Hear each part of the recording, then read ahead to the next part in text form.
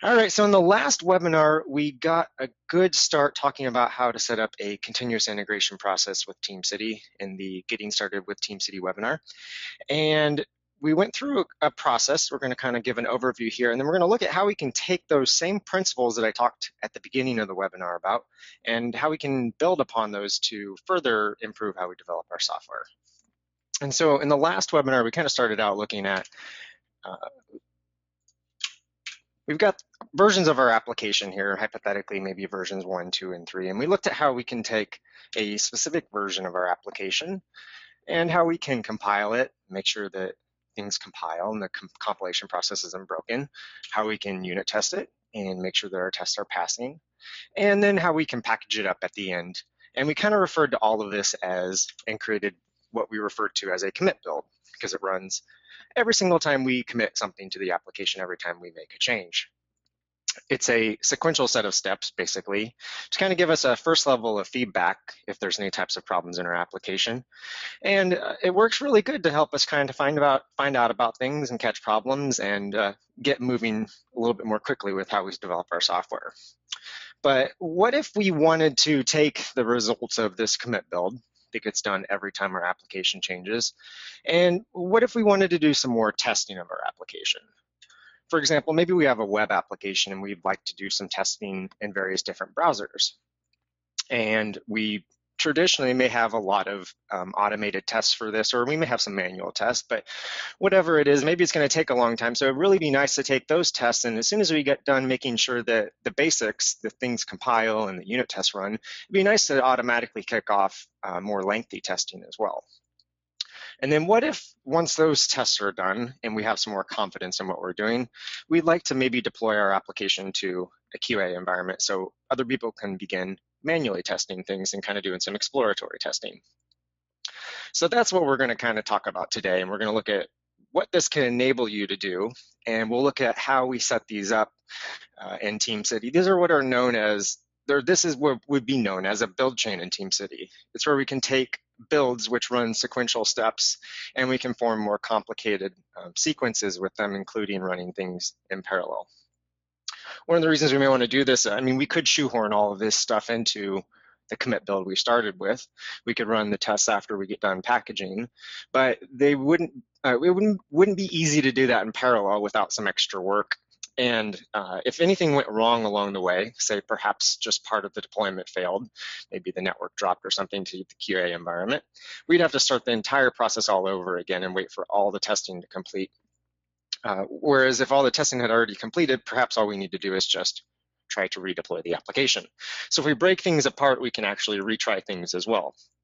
So with all these kind of secondary needs, or the next things we may want to do, we need to kind of take a look at and understand how we can form dependencies between builds in TeamCity, so we can hook these things together and orchestrate further builds to kick off after our continuous integration process that we discussed in the last webinar has completed. One of the things we're going to need to do that then is we're going to need to take that packaged application, and we're going to need to be able to share it with the build configurations to run tests. So once we get done packaging up, say, version 3 of our application, we'd like to take version 3 of the application and put it through some functional testing, for example. And obviously, we're going to need the application that was built at that time then to test it. And then once we're done testing the application, we'd like to then actually be able to deploy it. So to deploy it, we're going to need to get access to the package as well. And this type of dependency in TeamCity is what's referred to as an artifact dependency. It gives you the ability to basically take the output of a build process, in this case our commit build as part of our continuous integration process, and share it with other build configurations so that you can form these more complex build chains. Now, this might work just fine if things aren't changing very quickly, but as we adopt continuous integration and we begin sharing our work more frequently, perhaps in the time it's taken to even just package the application, or especially when we're running through lengthy functional testing, perhaps versions 4, 5, and 6, or basically perhaps our application has new changes to it. With artifact dependencies alone, when we go to deploy the application, if the testing, for example, had taken a long time, we may have tested version 3 of the application, but then end up deploying version 4 of the application if we're only using an artifact dependency. So while we know that version 3 of the application tested successfully, we don't have that guarantee for version 4, so we don't want that to happen. To deal with that, there's a second type of dependency in TeamCity, and that's what's known as a snapshot dependency. And snapshot dependencies do two things. First of which is what I was just referring to, is that they allow you to ensure that in a build chain, that the same version of your application essentially, or you're working from the same sources of your application in every single build in that build chain. The second thing they do is provide some ordering. So the artifact dependency, both all three of the downstream builds, if you will, are dependent on the first part of our process, which is the commit build. So from that alone, we can't really know what order to run things through. But once we bring snapshot dependencies in, we can say, hey, the test should run or the Chrome and Firefox test in this case should run after the commit build. And then once those are done and both of those are done successfully, then we should do our deployment. So it gives us some ordering as well. All right, so that's kind of just an introduction to these two different types of dependencies. And before I move forward, I'll just pause to see if there are any questions. Hey, Wes, can you explain a situation where you might only use an artifact dependency? Yeah, absolutely. So if, for example, let's say you're doing some type of inspection on a code base, and it's a rather expensive inspection, and you're not going to look at the results of that very frequently. In that case, you may just want to grab the latest version of your application on a nightly basis and do a set of inspections. And you don't really need to have done those inspections for every single change to the application. Not necessarily, perhaps you want that, but if you're just using this on a maybe daily or weekly basis to refer back to, it might be a case where an artifact dependency alone would suffice then.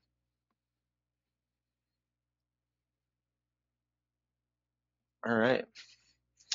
So today I've got a set of examples that I'd like to walk through just to kind of help explore what we can do as we move beyond continuous integration. And all of these examples, I've tried to go back to the principles of continuous integration that we discussed at the beginning of the last webinar and just take those same concepts that allowed us to do something really cool with continuous integration and take those same principles and allow us to kind of continue onward with them and do even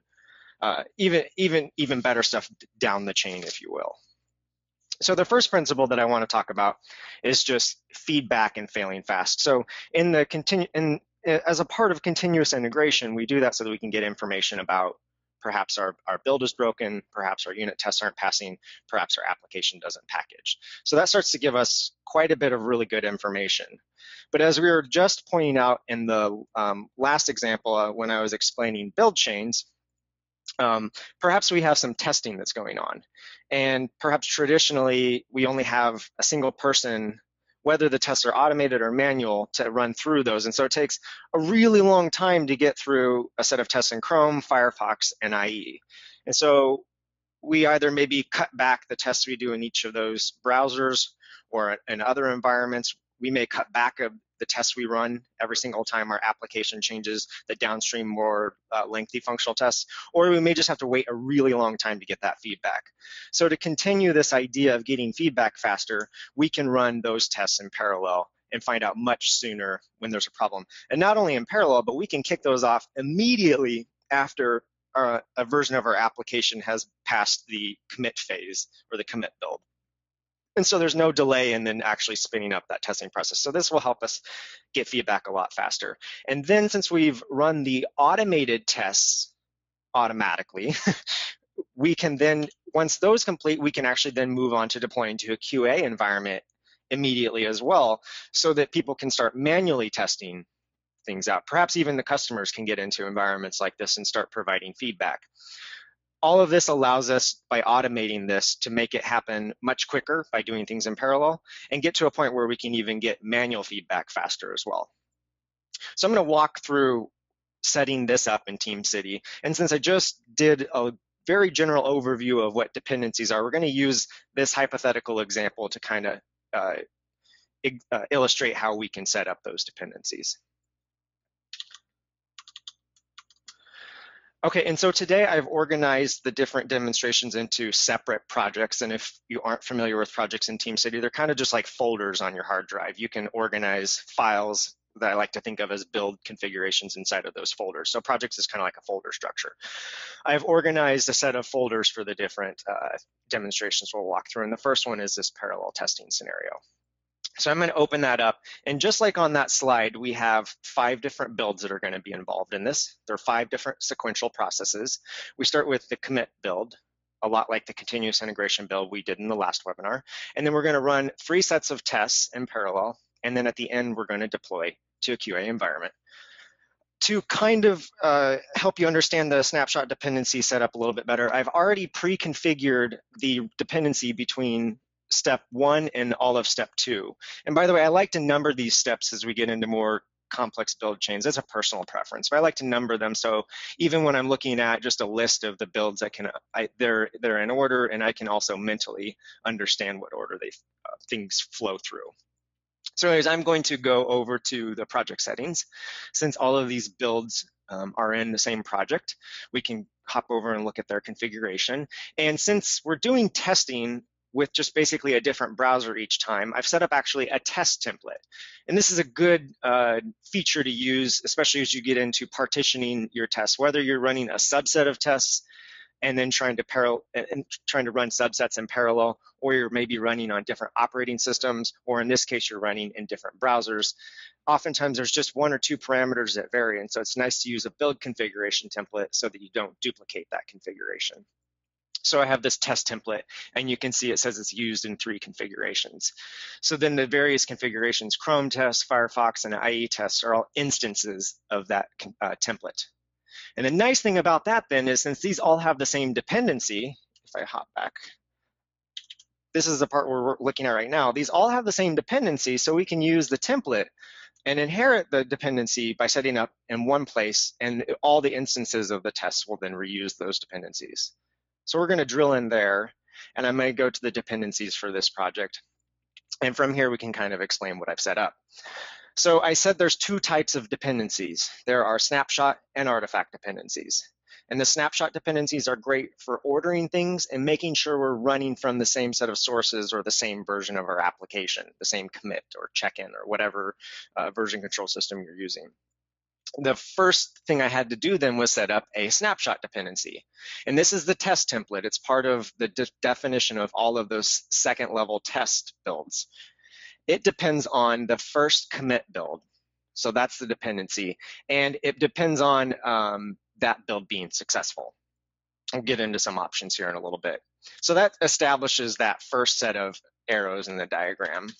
So that's what we established right there, those orange arrows with the snapshot dependency. And then I obviously need to test something. I want to grab the compiled version of the application. So I set up an artifact dependency as well. And of course, the artifacts were generated as part of our continuous integration process. So I need to, again, have an artifact dependency that points at the commit build as well, step 1. And in this case, the artifacts are in this app folder. So I'm just saying, hey, grab the app folder artifacts and copy them over into an app folder as well. And then there's this little text below that says build from the same chain. And that means that when this build kicks off, it's going to be using the same version of the application. And this is because we set up snapshot dependencies that we get this option for the artifact dependencies. In this case, it's going to grab, if we step 1 was version 3 of the application, then we're going to get the artifacts for version 3 and not version 4, for example. So we're testing the same set of, the same version of our application, which is a good thing. So that's basically setting up the first set of dependencies.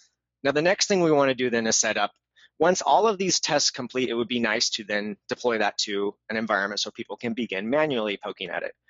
And that's the dependencies I've left for us to go through today.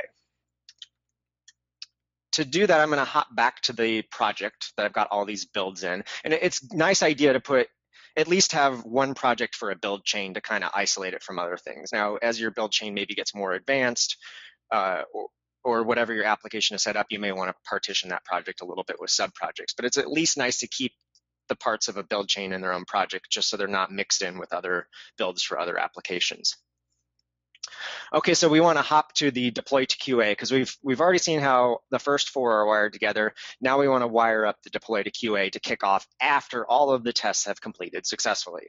So I can drill into that, and I can go to the dependencies for it. And I can say, hey, we need to add a new snapshot dependency. And this time, I'm going to go to the project we have here, and I'm going to say this one is dependent on all of the step twos completing. So all of the tests completing before this build is going to run. And then I have some options here at the bottom, and probably the most important one to point out is perhaps even if some of the testing failed, perhaps you would still like to deploy the application to a QA environment. You may just use the test to go back and start working on something, but you'd like maybe the default isn't in this QA environment. It's not that important for all the tests to have passed. And if that's the case, then you can run this build even if a dependency has failed. But I'm going to leave that off, and you probably normally wouldn't turn that on. But there may be a situation where you would like to just deploy anyways, and so there's that option. And I'm going to save that. So that set up the other set of arrows in our application. That just set up when the Chrome, Firefox, and IE tests complete, we'll kick off our deploy to a QA environment. And of course, if I want to deploy the application, I also need an artifact dependency as well to grab the artifacts. And so I can add a new artifact dependency. And again, I want to drop down here. I want to go to my project where all my builds are. I'm dependent on, again, going back to the continuous integration output. And I don't want the last successful build. I want to do the build from the same chain. And so it's really cool here is even though this build doesn't depend on the first build, because the builds it depends on depend on the first build. So hopping back here to our diagram, deploy to QA doesn't depend directly on the commit build, but it needs artifacts from it. Because of the dependencies in the snapshot, because of the snapshot dependencies we've set up, the chain here, it can access, not only can it access that, the output of that continuous integration process, it can also be a part of the chain as well, so that not only have we tested version 3 of the application, we're also going to deploy version 3 of the application as well, and not version 4 or 5. And again, I'm just going to grab the app folder and copy it locally, basically, and then I can save that. And so that establishes me going and grabbing the artifacts.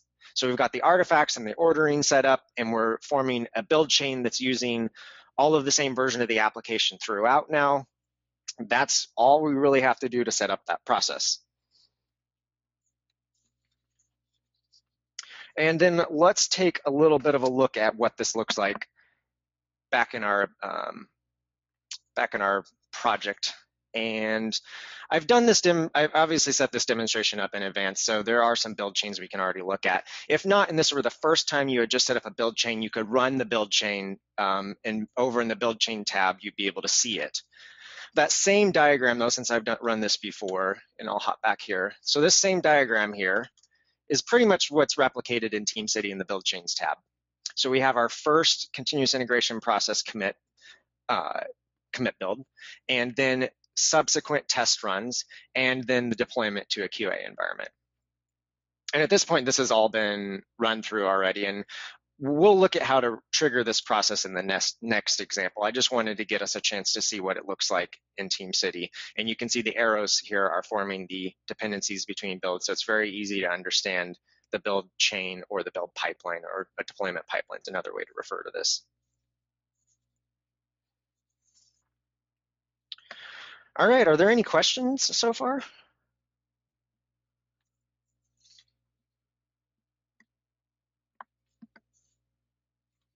Hey, Wes. Yeah. Just one question. How can you do parallel testing on different operating systems? So in this example, I've done tests of Chrome, Firefox, and IE hypothetically. When you are setting up the different tests that you're going to run, you can basically parameterize the environment as well. And agents come with a detection of certain aspects of their environment, basically kind of facts about the agent. And you can tie a particular build to a particular operating system then. So if you had perhaps instead of Chrome, Firefox, and IE, you had Windows and Linux, for example, then you could tie those two separate builds to a particular agent that has Windows or Linux on it. Thanks. Yeah. All right, so let's move on then. the next principle that was really important part of why we do continuous integration as a practice. I mean, regardless of all the tools we have, if we don't actually share our work more frequently, even if we have a build process, it's not going to give us a lot of information because there's going to be that delay between when we make our change and when we actually share it with everybody else. But as we actually adopt the practice of continuous integration and we begin to share our work with each other much more frequently, we start to build team cohesion. And that's we're all working more like a unified whole instead of being on separate islands, if you will. Extending the principle, I think the principles behind getting team cohesion, which is a big part of continuous integration, we can move down the chain and we can start, I like to think of it integrating further down the chain. So continuous delivery starts to get in this idea of, it's almost like sharing your work by delivering it more frequently.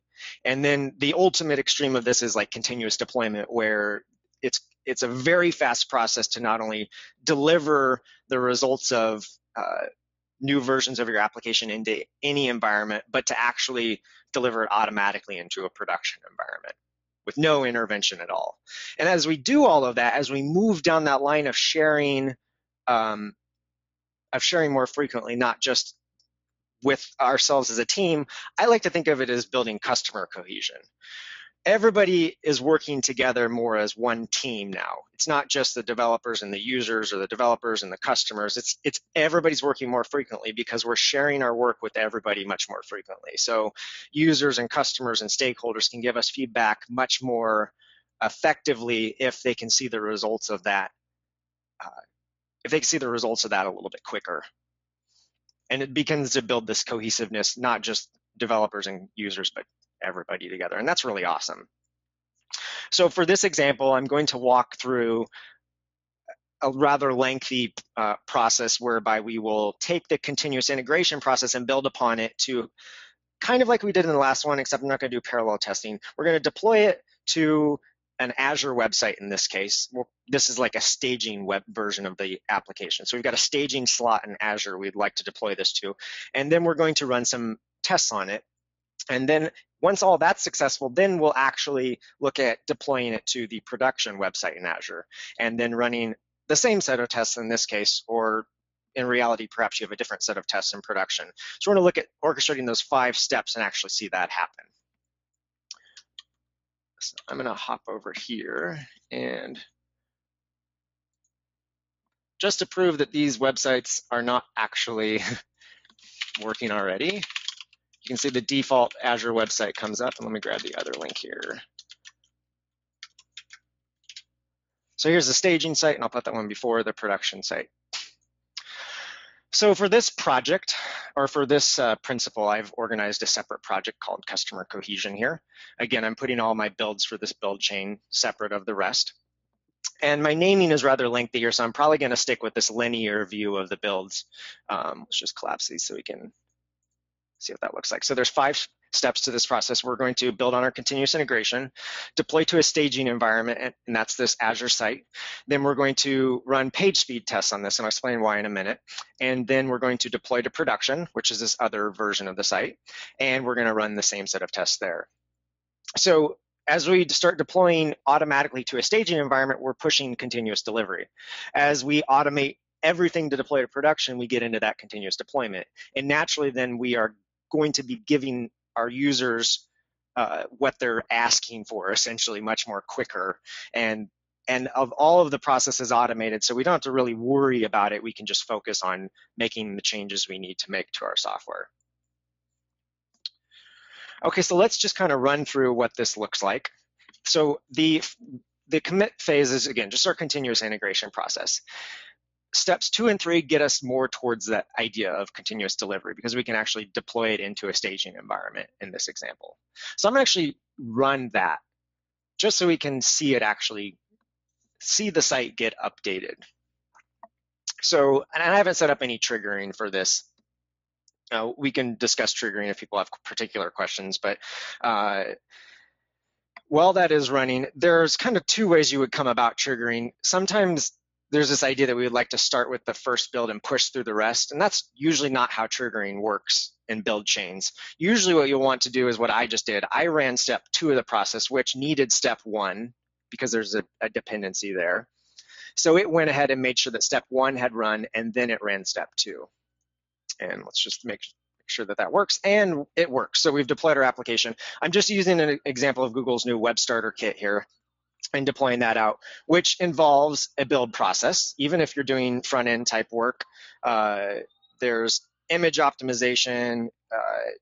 I think in this case they're using Sass, so there's translations to CSS, there's minification going on. So even on front end work, there can be a rather lengthy build process that generates some artifact, and that's what is set up here. And you can even see if you expand the artifacts here, here's the site that we're deploying. So even with just static assets, there can be a build process for that, and you can set that up in TeamCity as well. And then this deploy to staging process, and I can open it up here, go to the configuration for it. It has dependencies to that first phase finishing, and it grabs everything and sticks it in this distribution folder that it then uses an FTP deployer, which is part of the it's part of the set of plugins you can get and add to TeamCity is a deployer plugin.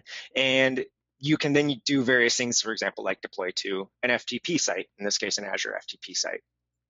So it's a very simple deployment process. And let's hop back to our project and go to the project home. Oh, actually, I can just close this. So the next part of the process is we might actually like to run some tests. And I actually haven't updated the application, so it's still doing some old testing here, but we'll update it in a minute here as well. I can kick off those tests then, and it will take the results of the deploy to staging, what it deployed to staging, and it will actually run a set of tests on it. In this case, I'm using the page speed tests that come as part of the web starter kit.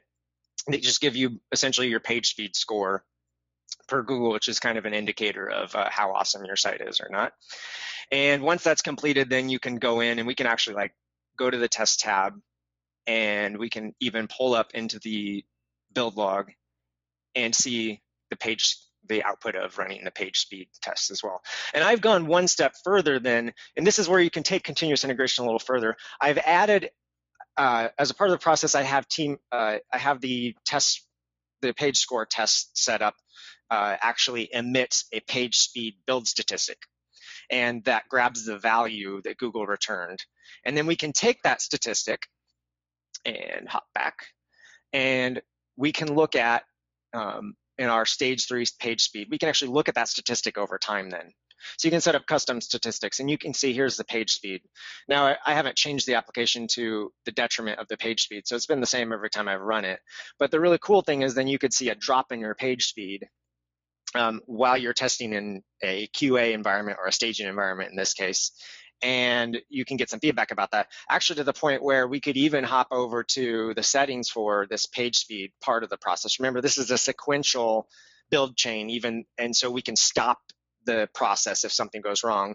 And we can actually go to the build features, or sorry, failure conditions, and we could actually add a failure condition as well. Then on a metric changed, the page speed score, if it maybe drops below, I don't know, 95, we could actually stop the process right there. So if we had an automated deployment process all the way through to production, we can still stop things from happening that shouldn't. In this case, if our page speed score drops below an unacceptable threshold, for example. So that's why it's really awesome to use TeamCity to orchestrate your deployment process as well, because you can run these very valuable tests, whatever they may be. You know, this is a page speed. Other people have functional tests. People perhaps have performance or load testing. And you can gather all those results back, and you can actually plug them into the deployment pipeline then as a way to shut things down if there's a problem. All right, so let's hop back to the project home here, and let's finish this process out. The main site still doesn't work. And so I can go ahead and say, hey, run everything else through to the let's actually look at this a different way. And my naming's really long here, so you can see. Here's that same build chain view we had before. 1, 2, and 3 have passed, and you can see in this build chain view that 4 and 5 have not been triggered yet. So I can actually trigger things from this nice graphical representation of what's going on as well. So I can run this, and then that will complete deploying things. And I can let us watch that happen. You can even see right from within the build chain, you can visualize where it's running in the process. While that's running, do we have any questions?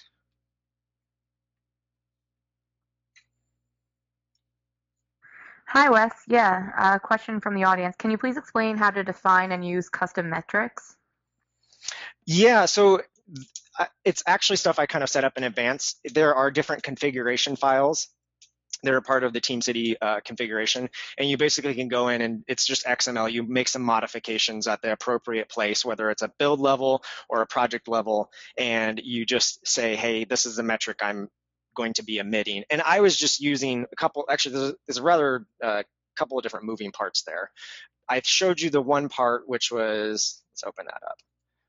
Whatever your build tool is needs to generate some output for TeamCity to detect the statistic. So over in the config, let's go over the tests and look at that again. I kind of showed that in the build log output. So you can see as part of the page score, in this case, it's using Gulp as a build tool. Part of that task then is to generate the page speed, and then it takes it and it emits this message that TeamCity will pick up then. So TeamCity picks up the page speed from this output, essentially from your build tool. Whatever your build tool is, if it can output stuff like this, and there's a whole page describing this in the documentation for TeamCity, that's the first step. The second step then is to say that you want to add a custom chart. So I added a chart to that part 3 of the process. Oh, and it's completed here, so we can look at that in a minute. But I've added a chart to the stage 3 page speed test, sorry. And so that makes it show up in the statistics then that I can plot page speed. In this case, I'm doing mobile page speed. I could actually have done desktop as well, and then I could plot 2 different statistics on this chart then. And so the last piece, and I can even, it's just XML. The last piece, and there's good documentation on it, the last piece is actually saying this is a build metric, and that goes into the TeamCity configuration as well, so that when I go over to the failure conditions for a particular build,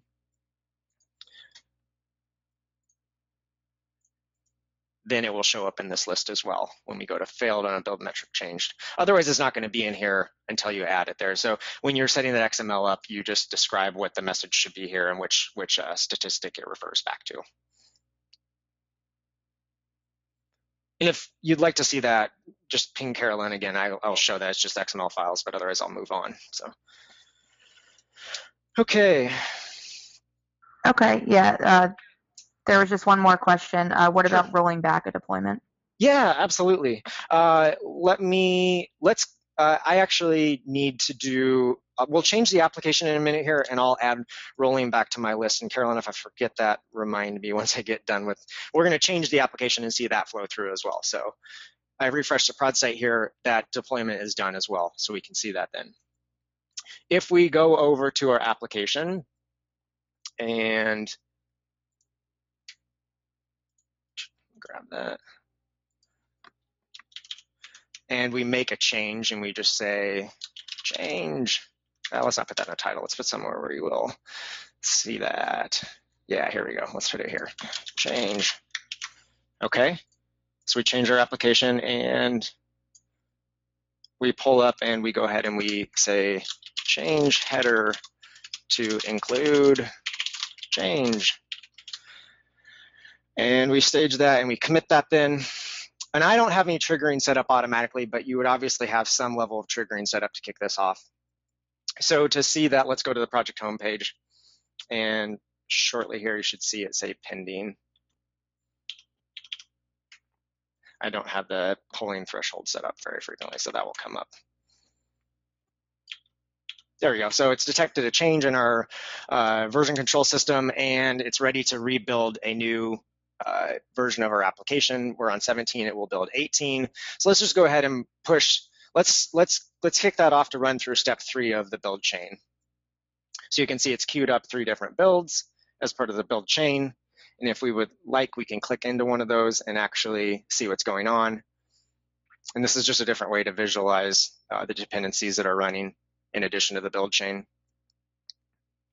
I think that this is a little better representation of what's going on. So it's in the middle of compiling things. and then it will kick off the deployment process thereafter. Perhaps that's, oh, it's already running the deployment, cool. Yeah, I'm impatient.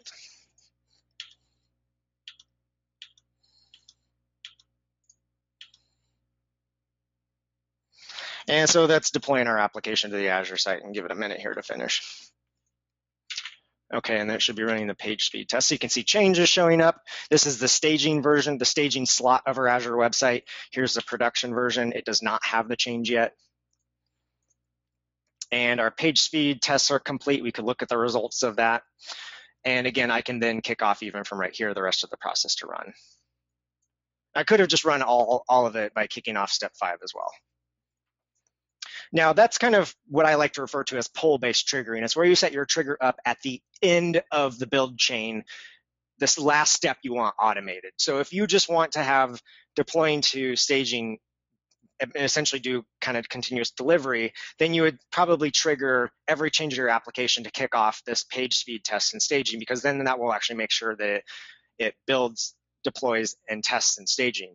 If you'd like to be doing more of the continuous deployment world, then you would set up your trigger on the last step 5 of this process, so it would do everything upstream. The other way you can set up is you can go individually build by build and set up a build trigger to on a successful upstream build to kick it off, but it's usually better to just do it downstream and let TeamCity figure out what needs to be built from the upstream then. Okay, so I think that's done. Yay, our production site is updated as well.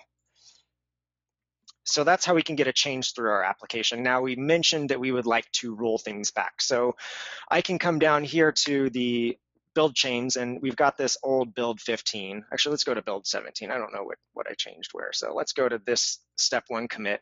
Let's say we want version 17 of our application to go out instead. So I can actually come in here, and I can actually then promote this through to deploy to staging, or I could actually promote it through to the staging page speed tests, so that we can actually run the tests as well. So I can take version 17 of the application and redeploy it basically. Mess something up. Let's go back.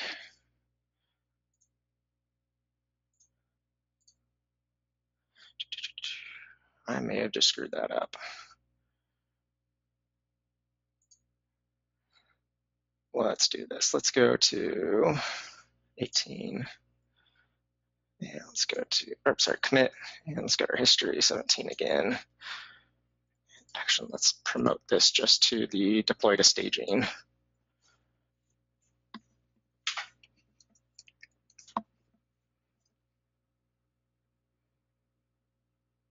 I think I jumped a little too far ahead there. So, okay, we're uploading to our staging site there. And it's now back to, oh, and this is actually my change from last night, sorry. So this actually has Wes in the title. We could actually go further back and get it without that. So yeah, that's how you can roll back your application essentially, is you just go to whatever version you would like and you can kind of push it downstream. I guess the other way then is, you could always roll back inside of your application code as well and push it that way too as a whole new set of changes, but you can actually come into your history and push the old version out. Cool. Any other questions?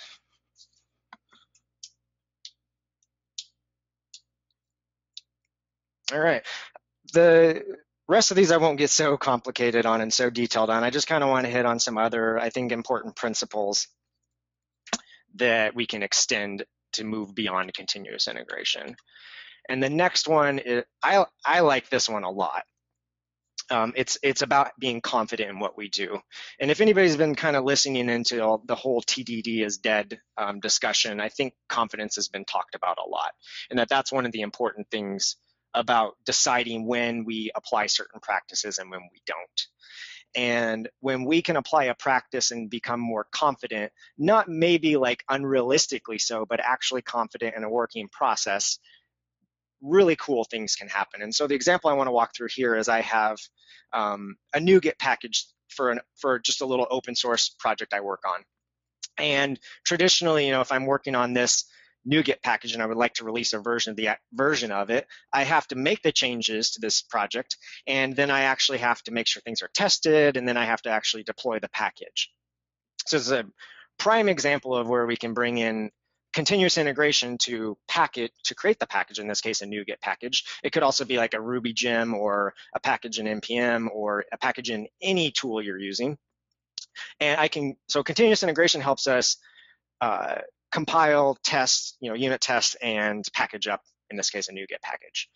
We can move beyond then and add more confidence to what we're doing by running integration tests. In this example, I have a provider for the new ASP.NET Identity Framework, and it's for MongoDB. So I actually want to run a set of integration tests with MongoDB because that's just a better way for me to actually test that the package works. There's not a lot of unit testing I can do, and with it, I don't like to take MongoDB out of the equation. So I can then, every single time I make a new change to the application, not only will the NuGet package get generated, it will also run integration tests against MongoDB, just in case I forgot to run them myself.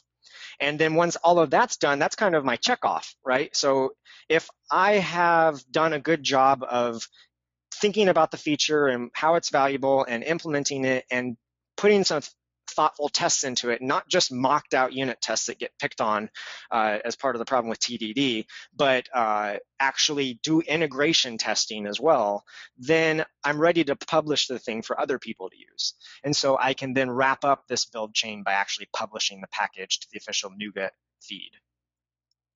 What this enables me to do and what this can enable us to do is there's not this mental barrier in our heads anymore when somebody asks us to make a change to whether it's our own application or an open source project. We can focus all of our efforts on making the change and thinking about the appropriate level of testing of that change and working with the person to determine that and working with testers to determine that, or whoever it is that's implementing it. That's our focus. Our focus isn't anymore at all on a safe process to deploy those changes. We can just make the changes with the confidence that we have a process that's going to support releasing it for us so that we don't have to do that. And so this is something I actually use. And I've just found that by having this, I'm much more likely to take feedback from somebody and implement it because, like I said, I don't have to worry about anything after the change has been implemented. The process takes over from there. So I'm going to close those. And got a little different environment here. I have this ASP.NET Identity Mongo project. Again, organizing my build chains together. I start with the commit build that we looked at. There's the integration test build, and then I publish the package. And I don't have any changes to release and don't want to release a new version of the application for no reason, so I won't run this, but I just kind of want to walk through a few of the features that enable this to be possible within TeamCity. So one of the first features, and this was in some of the last examples I had as well, I just didn't point it out, was the build numbering. So in the commit stage, we only want to run and generate our application or build our application and package it once. And then we want to reuse that all the way throughout the process, just so if for whatever reason in the packaging process something changes, if we rerun it again, we don't introduce any types of defects in the process. We've built this version of our application. We've already unit tested it, so we don't want to have to do all that again in a subsequent step. So then an important part of that is whatever version of application we've built, it would be nice to tie a meaningful number to it. And so at this point, this is on a 1.0 release of this package, and then every time a new version of it gets generated, we update our build counter and add that as well. So we form a number for this NuGet package, a versioning scheme off of incrementing the build counter and forming this more meaningful build number than within TeamCity. So TeamCity originates my build numbers, and that's a really great thing we can do with TeamCity then, so we're not doing that by hand and trying to keep track of that somehow. So then you can see that 1.0.10 is the current release of this, and if we look at the history, I have that over here, you can see 09, 08, 07, etc. So we can actually see the various versions, and here's where I actually started using the numbering from TeamCity. So we actually can keep a history of that then, so that's fantastic. And then the nice thing about build chains are we can actually pull configuration parameters from upstream builds just by the fact that we've chained these things together. So in the integration tests, when I go in to edit the configuration settings, and under the build number format versus the, let's look at the commit one again. So I'm going to open these two up. So this one is just using its own build counter. This one, however, has got all this gobbledygook, but basically what this is pulling an upstream from that ASP.NET Identity Mongo project, the commit build. That's how that naming was formed, and it's pulling the build number. So this pulls the build number off of the commit build that triggered this build. So because we're using the same version in every step, we can then reuse our build numbering across the builds as well. So then that's where, oops, sorry, close that. That's where then you can see 1.0.10 here. And then I just like to tack on the end the actual build counter for the integration test, because you can actually rerun the integration test at any point if you wanted to just make sure that they work. You can come in here and re-trigger them basically, and then you'll get assigned a new build number. So even though I don't have a new version of the application, I can see that here in the history. We can even kick off one. You can see I've run the integration test twice on version 1010 of the application, and I'm running it again. So I like to tack the build counter on. Each build has its own counter. I like to tack that on the end just so I know which run it was. And then I also share that through to publishing it. And by sharing that all the way throughout the process, then I can, in my mind, understand what's going on just from looking at TeamCity. But also, there's a few more features that enable me to actually then use that number as part of the NuGet package itself. This is just the build number in TeamCity. If we look at the commit build while that's running, and I go over to the configuration settings, and let's go to the build steps. And in the NuGet pack step, you can see that I'm pulling, this is step 1. I package the application in step 1, and you can see it's pulling the build number from that step, the 1.0.10, and actually using that as the NuGet package version as well. So that means my NuGet package is aligned then. So when I pull that from the official NuGet repository, off screen, you can see 1.0.10. If I do show all versions, there's 1.0.9 and 1.0.8. So the things are lining up between TeamCity and the package I'm actually sharing. And then if I open the application, or sorry, the package up, the next thing that I like to do is make sure that the assembly itself has the same version too. So that the assembly has version 1.0.10. And to do that, I use a separate build feature, which is this assembly info patcher. So if you're doing .NET development, you can use this. It'll actually modify the assembly info file. If you're in the .NET world, you know what that is. It's basically a point where you inject the assembly, you can inject the assembly version. And again, I can pull the build number since this is part of step 1 of the process. Even if it were a subsequent build, since we're chaining things together, we can always access the same number throughout all of it. And I can then actually not only tie the package and all the builds in TeamCity, but also the assembly. So if for some reason somebody comes to me and say, hey, I've got a problem with this MongoDB provider, and the first thing I can say to them, well, is what version you're using. If they don't know for whatever reason, they've lost that, and all they have is the assembly, they can get the assembly version, and then we can tie that back to an actual build in TeamCity to look at things. Or if they have the NuGet package, we can get the version there and tie it back as well.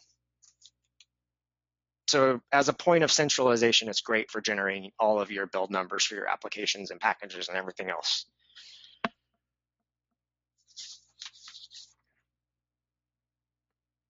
Any other questions?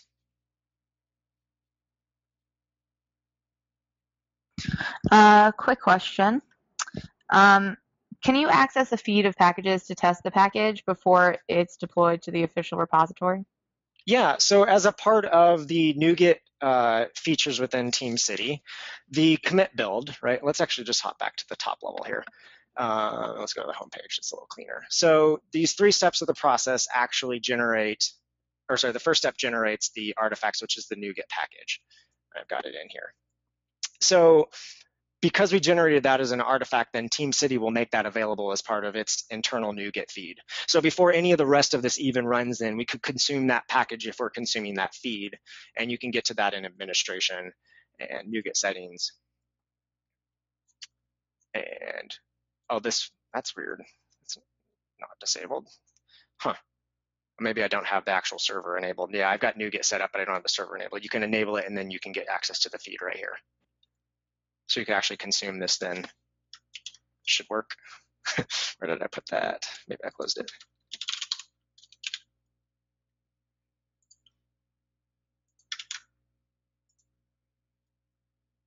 Oh, you know what? I don't have authentication turned on. You'd have to enable authentication as well. And you can either make that just public, or you can have permissions to access it as well. So, but then you could pull packages from it. Yeah, I won't go off on too much of a tangent there. Yep. Okay. Any other questions?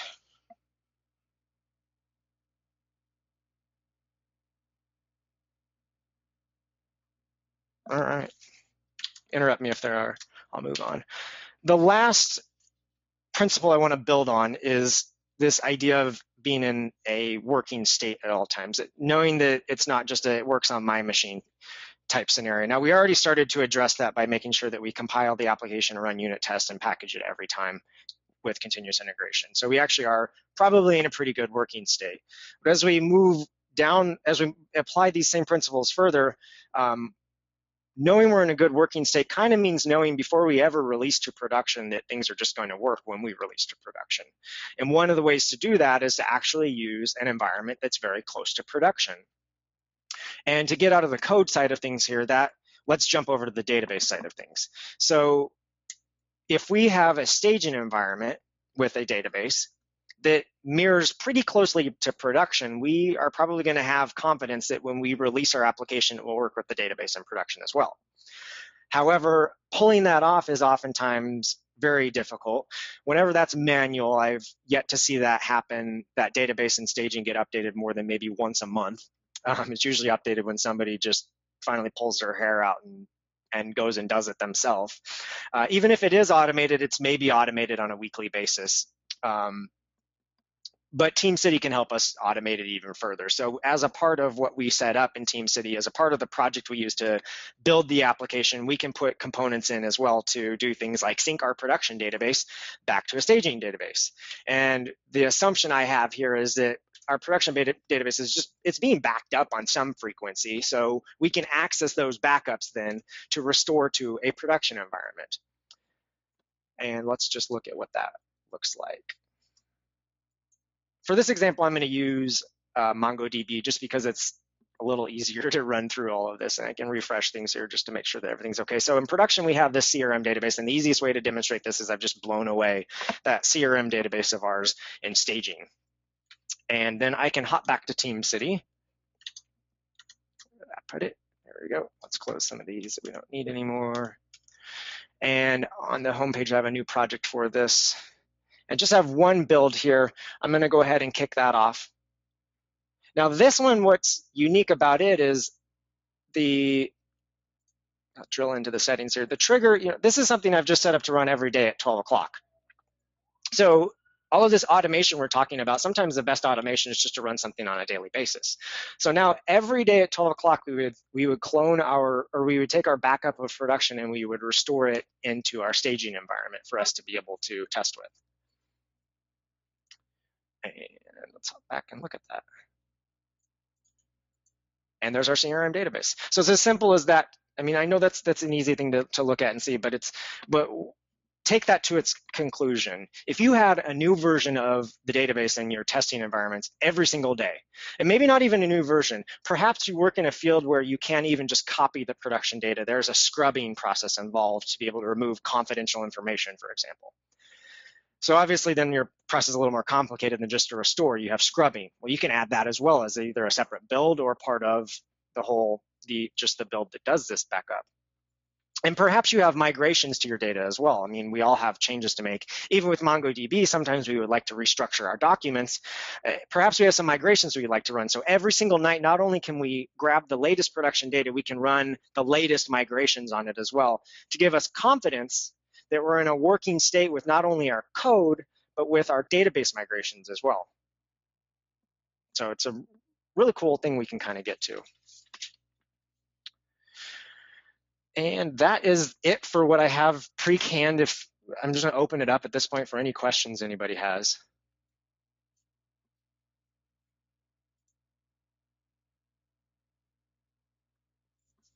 silence. I think luckily everyone's questions have been answered, so it's great. Oh, fantastic. Yeah, what time is it? Oh, we're pretty close to an hour, so we don't have to run it on any longer. I can ramble. So yeah, the important thing to take away is that, and I want to hop back to that slide, I think, and just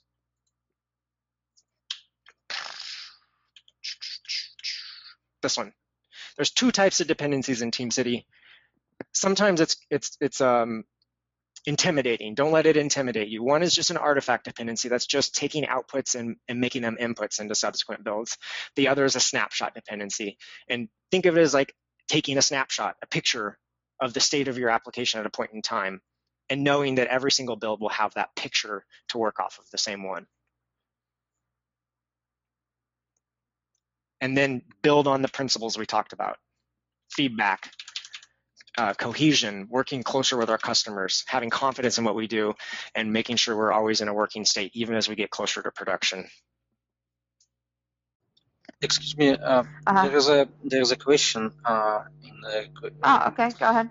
About ability to ask for some confirmation before deploying to production. Yeah. So. Yeah. Could you please show how it can be configured, how one can configure prompt parameter or password parameter to be asked before triggering a build?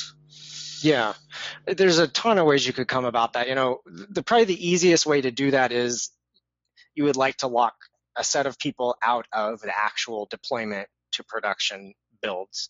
And that's just a permission issue that you can set up in TeamCity. You can actually assign users to, probably the most appropriate there is to have a group that can actually deploy, perhaps for a particular project.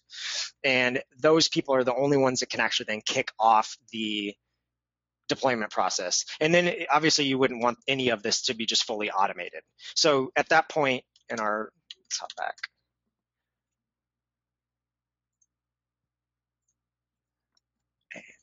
At that point in the chain, you would trigger up through step 3 automatically every time a change is checked in. But at that point, you would leave the rest of this to be manually done.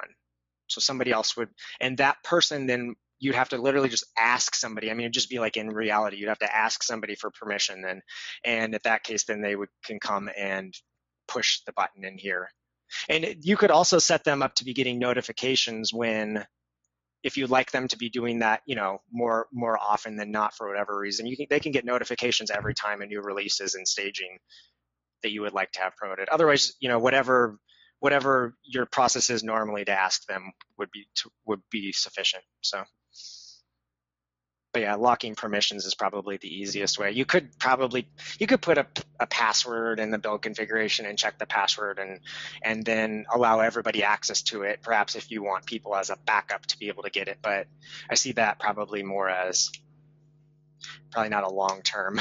Right? That's at least how I would approach it. I don't know if there's any other recommendations. So I think the question was if it's possible to show how the password parameter can be configured in some configuration. Oh yeah, so if you wanted, I guess you would probably have to. I actually set up like a built-in feature to do this. Perhaps there's a feature or a perhaps there's a plugin that could do that. But if you wanted to add a parameter and do some special testing with it, you can actually go into wherever you would like that to happen at, for example, deploy to production. Go to the settings and down under the parameters. So you can actually see that there's parameters I've set up there actually for this instance that are a part of, these are like hard-coded parameters, if you will. Looks like, is my screen not being shared anymore?